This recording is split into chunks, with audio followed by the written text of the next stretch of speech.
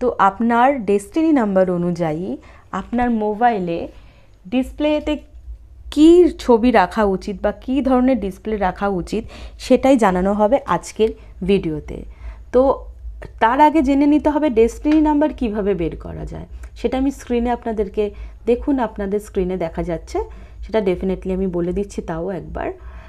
তো ধরুন কারোর জন্ম 2/4/1995, 2 এপ্রিল 1995, তাহলে এখানে 2 হচ্ছে আমাদের যেটা জন্মের তারিখ, সেটাকে বলে ড্রাইভার, ঠিক আছে, যেটা আমাদের বেসিক নাম্বার।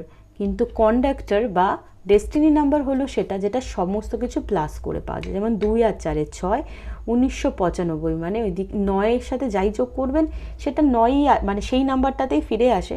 তাও আমি বলছি 2 আর 4 হবে 6, আর ওইদিকে 5 আর 1 6, 6 6 12, 12 মানে 1, 1 আর 1 2, 2 মানে 1, 2 আর 12 মানে 1 আর 2, 1 আর 2 যোগ করলে হয় 3, তার মানে যার ডেট অফ বার্থ এটা তার ডেস্টিনি নাম্বার 3।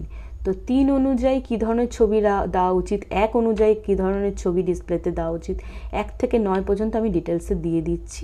আপনারা সবসময় মনে রাখবেন, ড্রাইভার কন্ডাক্টর যাই বের করতে যান না কেন, বা যে কোনো ফিউচারে আমি আরও রেমেডি আপনাদের শেয়ার করব যে ভাগ্য নাম্বার, গুহ নাম্বার, সমস্ত নাম্বার কী করে বের করে, তখন একটা কথা মাথায় রাখবেন, 9-এর সাথে যে নম্বরের যোগ হবে সেটা শেষটা আবার সেই নাম্বারে ফিরে আসে। যেমন ধরুন 9 আছে, তারপরে 5 আছে, 9-এর সাথে যদি আপনি 5 যোগ করেন তাহলে আপনার কত হচ্ছে 14। দেখুন 4 1 5ই চলে আসছে, অর্থাৎ 9-এর সাথে 5 যোগ করেছিলেন 5ই চলে আসছে। 9-এর সাথে 3 যোগ করুন, দেখুন 3 আসবে।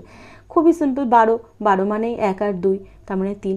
এমনি এর জন্য 9গুলো না কাউন্ট করলেও চলবে। তাই 2/4/1995 যোগফল করলে সমস্ত শেষে যে ডিজিটটা আসবে সেটার শেষ 3 দিয়েই হবে, তার মানে 3 হচ্ছে এর ডেস্টিনি নাম্বার।